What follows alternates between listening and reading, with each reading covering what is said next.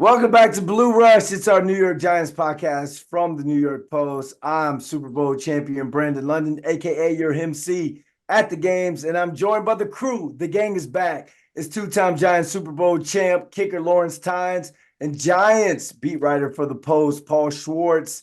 We got ourselves a two-game win streak, guys. That's something we can say for the first time this season. Things look like they're trending in the right direction. The Giants have won 2 straight games after beating the Patriots Sunday 10-7.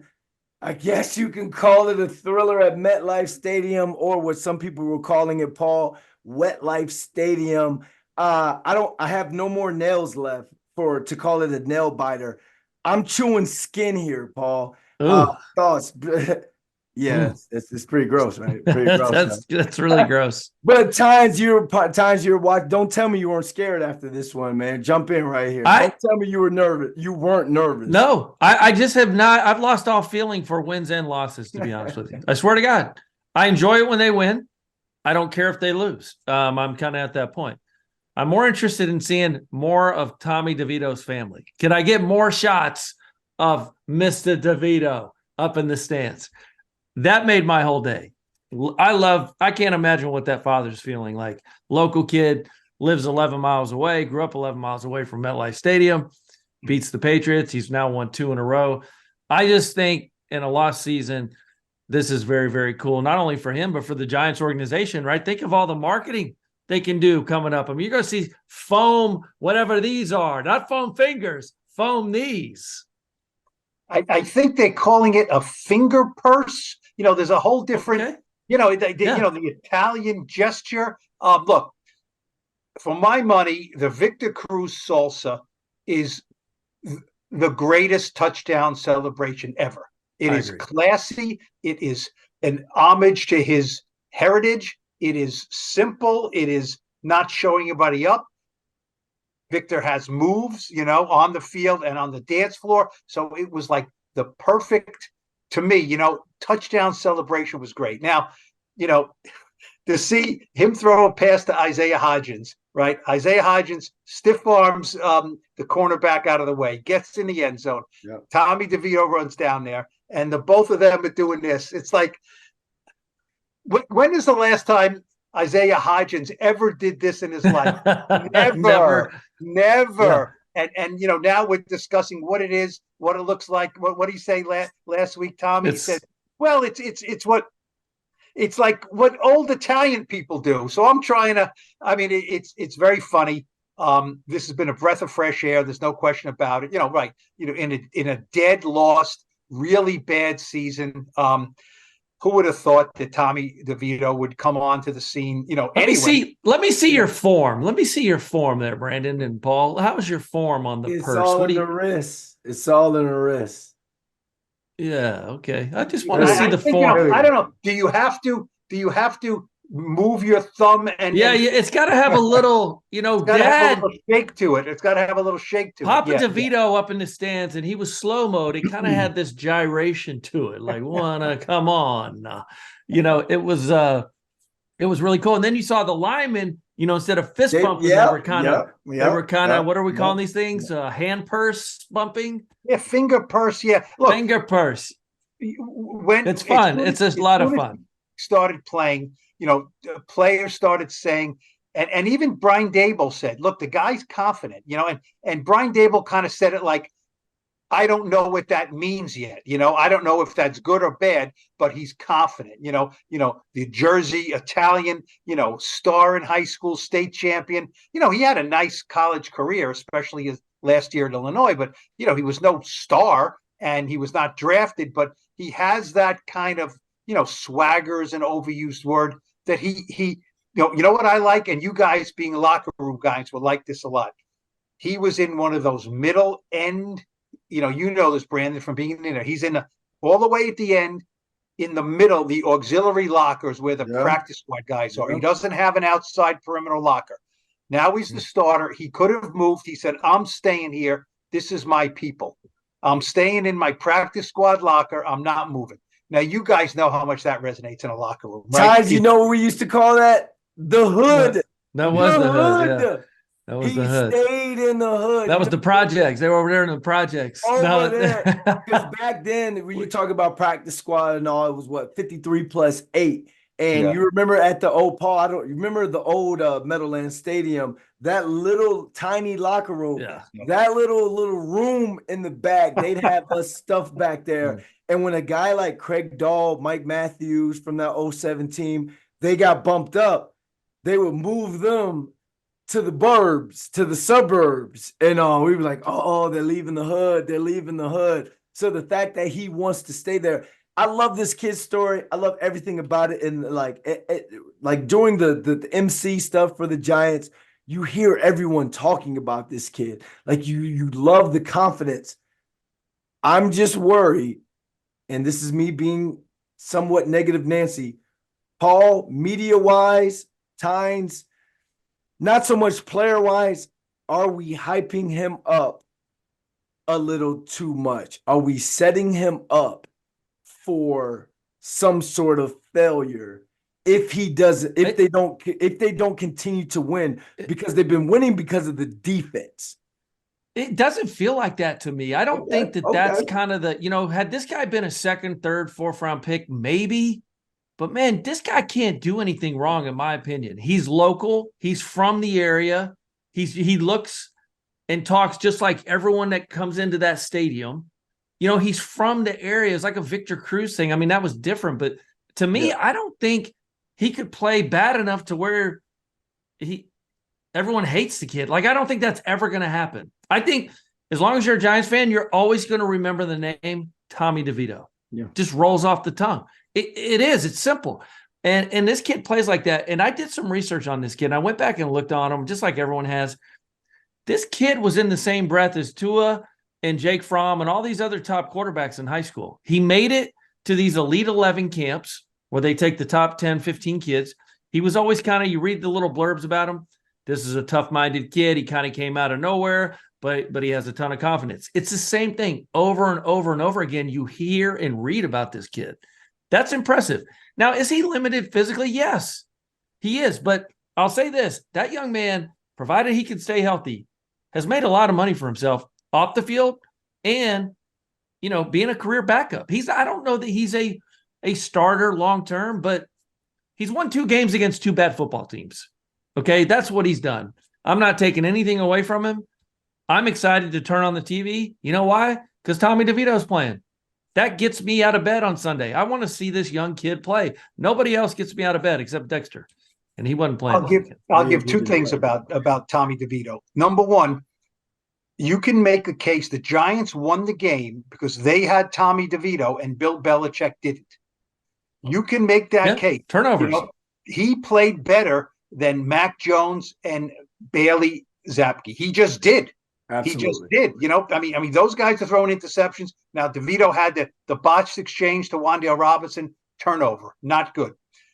Other than that, he's not throwing interceptions. He's not throwing to the wrong people. The Giants have 9 turnovers in their last 2 games forced, and they barely won both games, which shows you what kind of team they are. And number 2, and we'll talk about this right now, I'm sure, Tyrod Taylor is eligible to come off IR, right? With the ribcage injury. I don't know if he's ready, but they have 2 weeks to play. My guess would be, because they have a bye now, right? Then they have a Monday night game, unless it gets flexed. I don't think it will. So they have an extra day.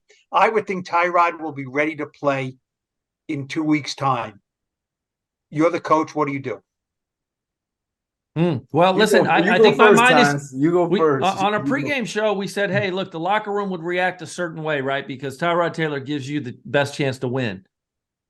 How time can change your answer, right? 2 weeks from ago, that was my answer. Today, Tommy DeVito has earned the right to start again on national TV because of how he's played. Now, listen, you can say his numbers aren't great. They've got 9 turnovers.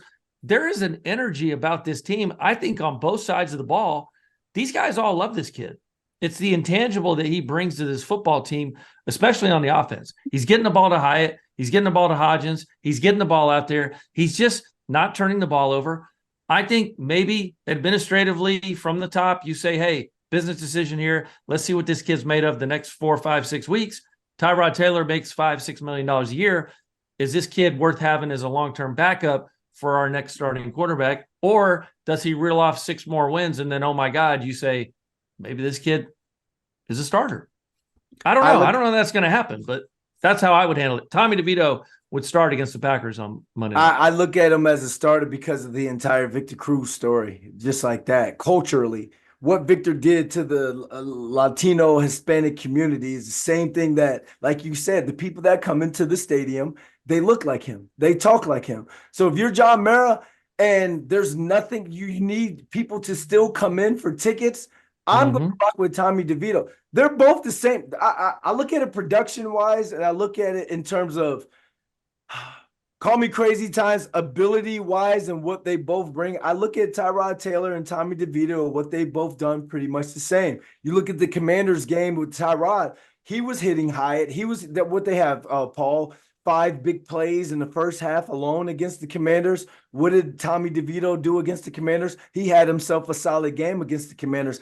I'm rocking with him ticket-wise to keep people in the seats, to keep people talking, because you need some sort of buzz going into next year.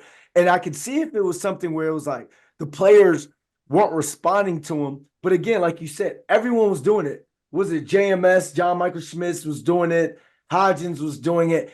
And it's another thing where it's like, okay, defense is playing lights out because this Wink Martindale's defense, you expect that.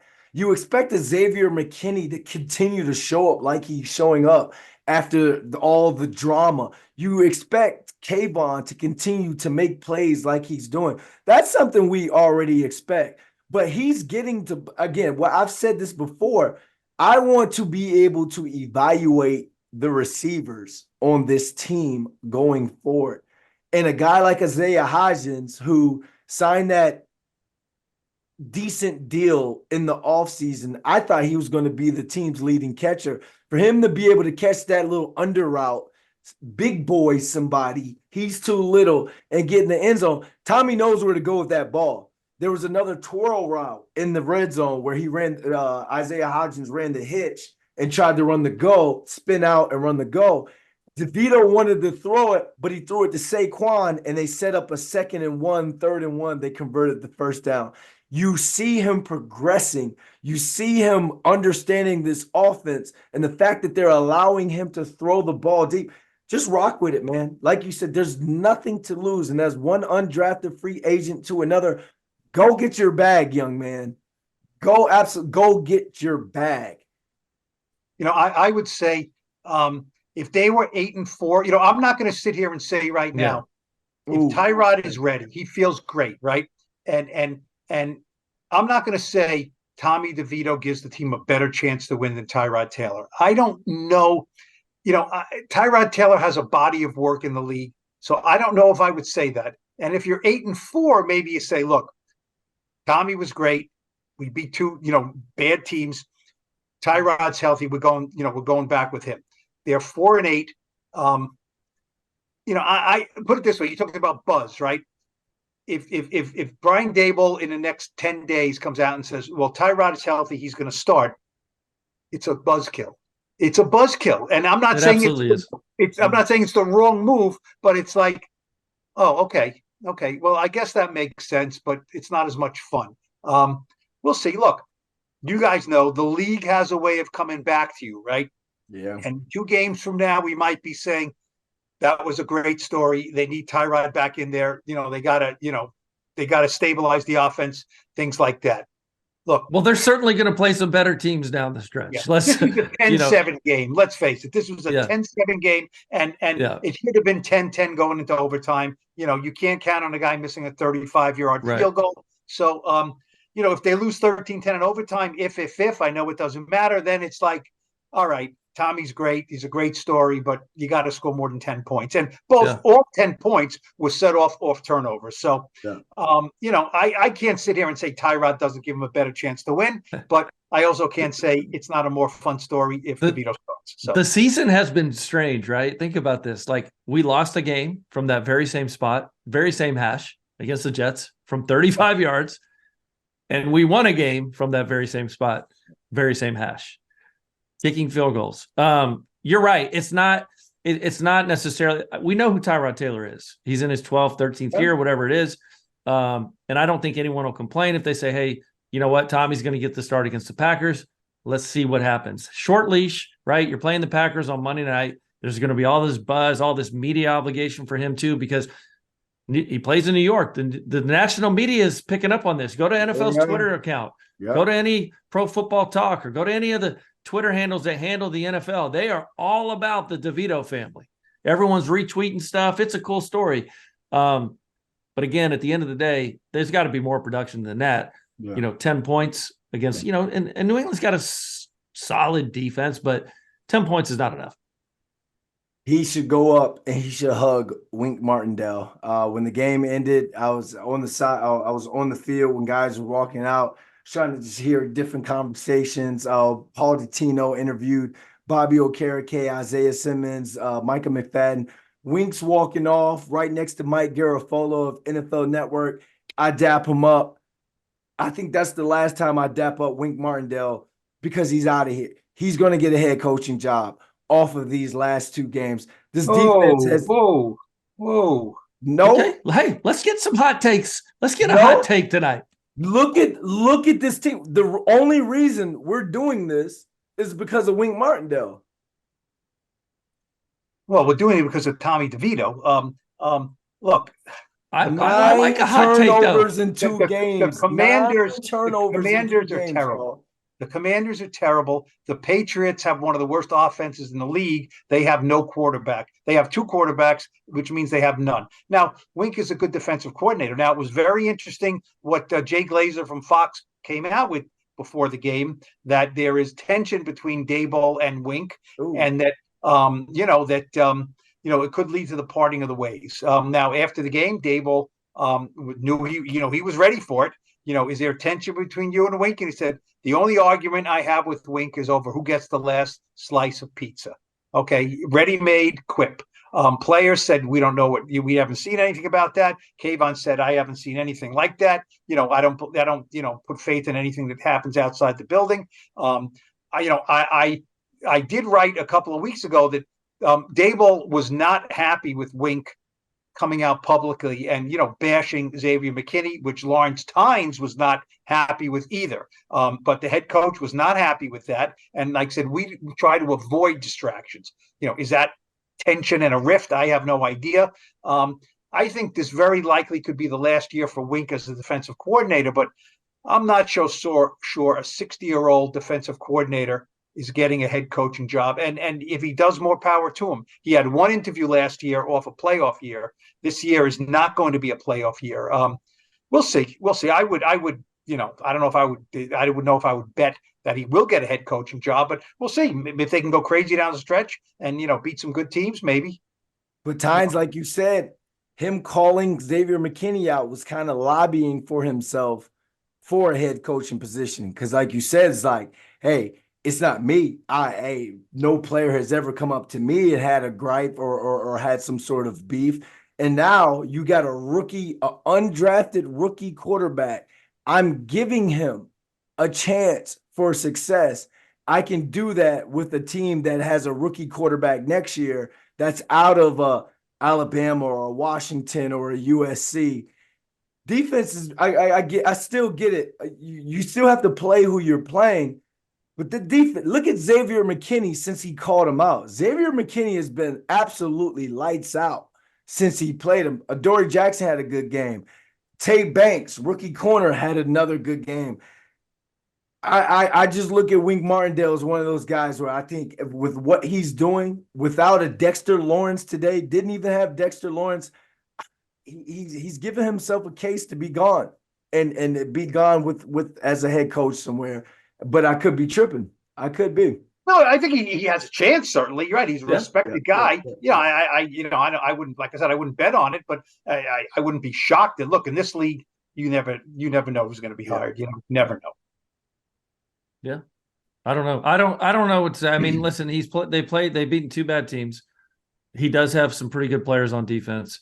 Let's see what he does against the Eagles. Let's see what he does against the Rams. Let's see what he does against the Saints. Let's see what he does down the stretch. Even the Packers, you can say what you want, but they showed I saw a little blurb where Jordan Love's numbers are comparable to Patrick Mahomes right now. So yeah, let's see what they do against, if you think about our 4 wins, 2 against the Commanders, 1 against the 2-9, 2-10 Arizona Cardinals, and 2-9 and 2-10, whatever, Patriots. All 4 of those teams, or there's 3 teams, but 4 wins, are picking before the Giants in this next year's draft. So let's pump the brakes a little bit. I don't know, Winky. I'll pump the brakes. Let's give flowers then, because Bobby Okereke is still, he's that guy. He's Himothy. He's a him backer. This is, I don't know, I could be tripping. This could be one of the best free agent signings that we've seen in a long time, because a lot of the Giants free agent signings end up hurt. They don't get a chance to put enough tread on the tires. Bobby Okereke, man, has stepped in and just been absolutely lights out. That's a guy you want to play for. He's got Micah McFadden playing better. He's a leader on this team. And again, when Paul DeTino was doing the interview, he brought McFadden in, he brought Isaiah Simmons in, took everything off of him and put it to those guys, and were like, no, I'm good because of this guy. I'm good because of that guy. This guy's been playing lights out, man. And go ahead, Paul, like jump in, because I got nothing but flowers for this guy. Fractured pinky, fractured rib. Okay, Okereke's playing with, right? Look, he started a little slow, learning a new system and things like that. Look, he was named one of the 8,000 team captains, one of the 10 team captains, without ever playing it down. So that tells me something about what the players thought about him in the locker room. And look, you guys have rings because of free agents. Kareem McKenzie, Antonio Pierce, Plaxico Burress, Antrel Roll with the second Super Bowl. The Giants, there was a time when they signed guys and it were great free agent pickups. Kavika Mitchell for 1 year, terrific pickup. This guy, look, if the team ascends, Bobby Okereke could be a really, really big time signing, really big. He's a man. He's a great leader. As you said, he wants everybody, so, and look, you don't think Micah McFadden's playing better because he's playing next to Bobby Okereke? I mean, you want to talk about guys who are moving into positions, like we mentioned DeVito. I think Micah McFadden is the odds-on favorite to be a starting inside linebacker next year as well.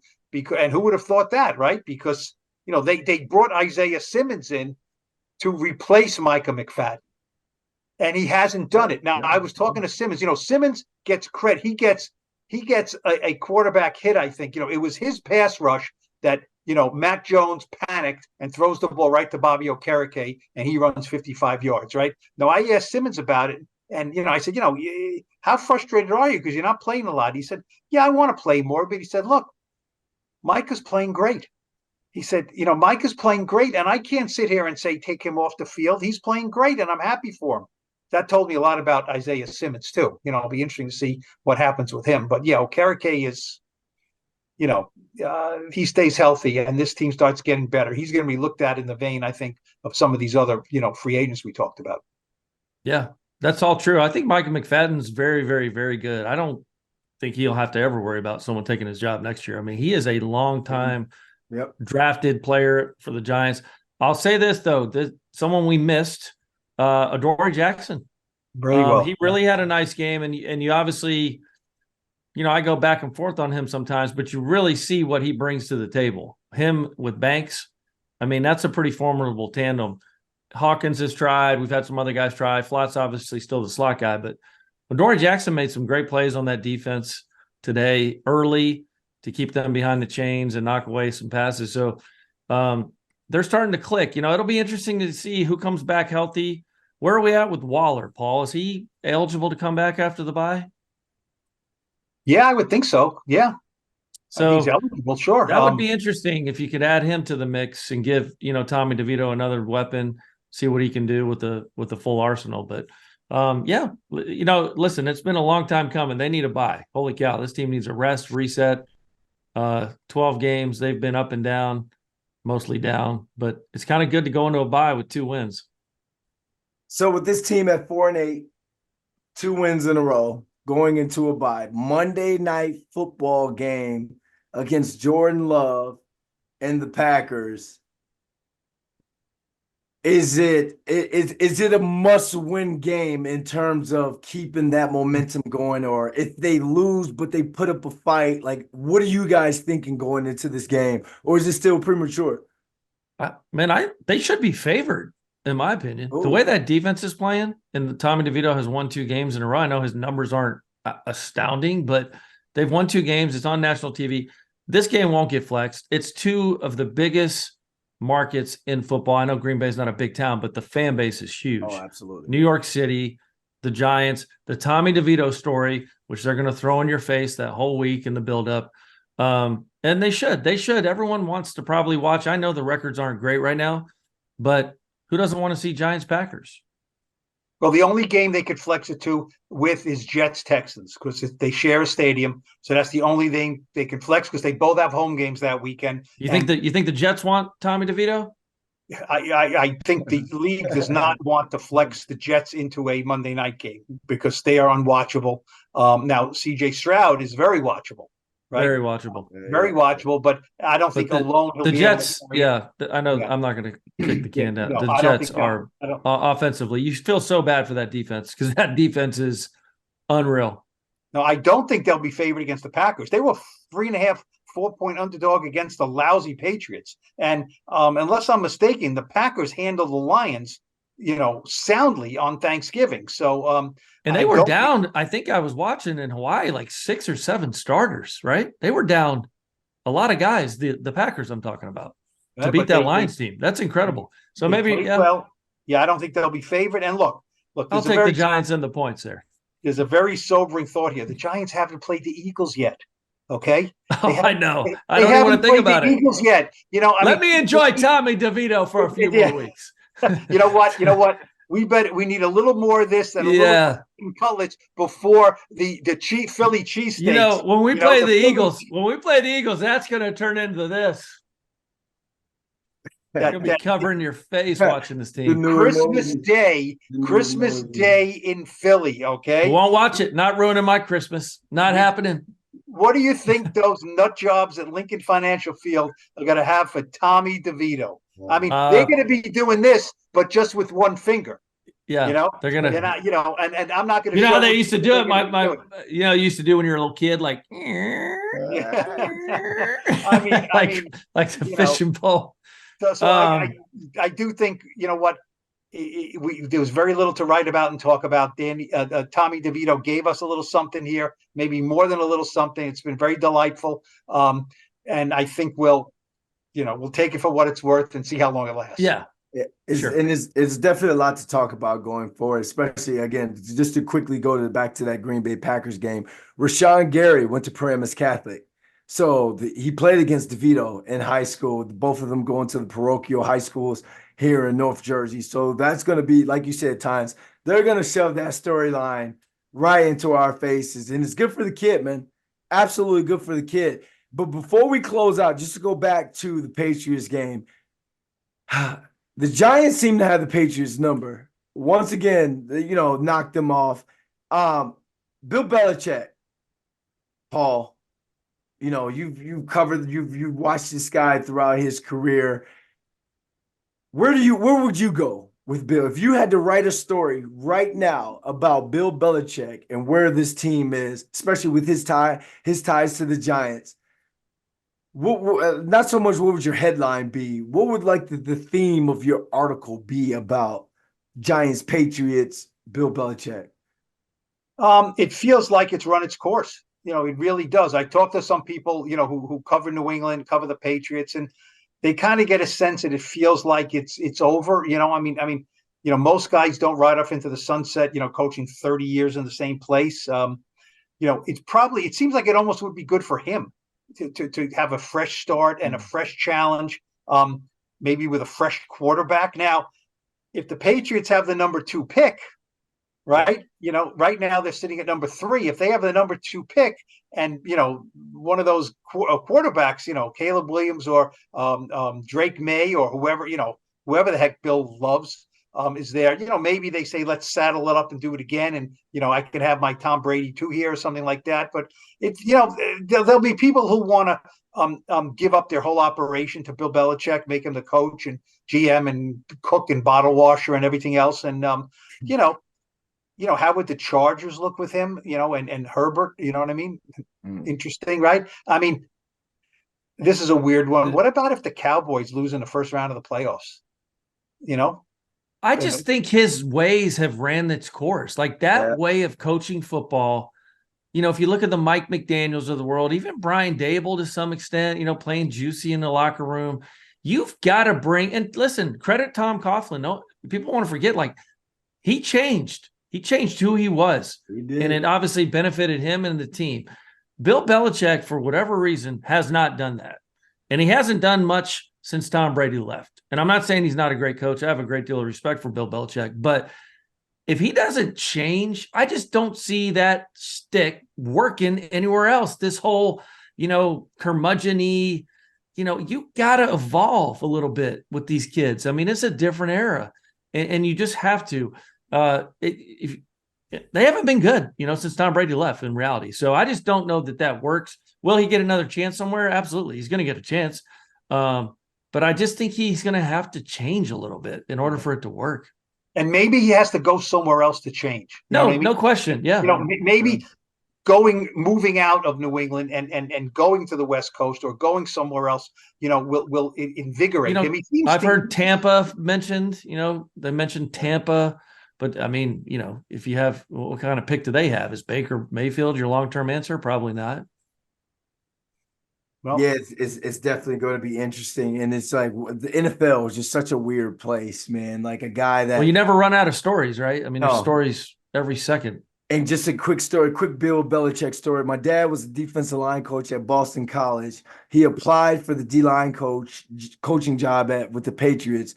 I was in the 8th grade. I'm online AOL. Remember how it was dial-up network?